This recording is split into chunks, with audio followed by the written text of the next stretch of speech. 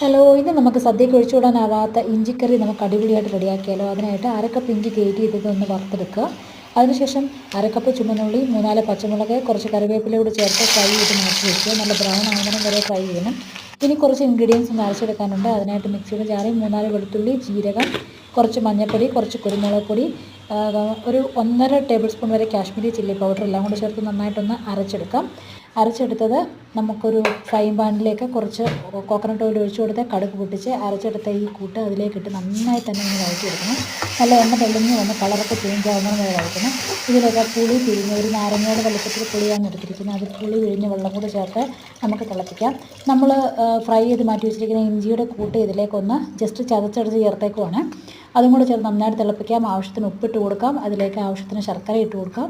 ശർക്കരയും കൂടി ചേർത്ത് എരിവും പുളിയും മധുരവും ഒക്കെ കറക്റ്റാക്കി ബാലൻസാക്കി ഒന്ന് കുറുക്കിയെടുത്താൽ അടിപൊളി ഇഞ്ചിക്കറി റെഡിയാണ്. എല്ലാവരും ട്രൈ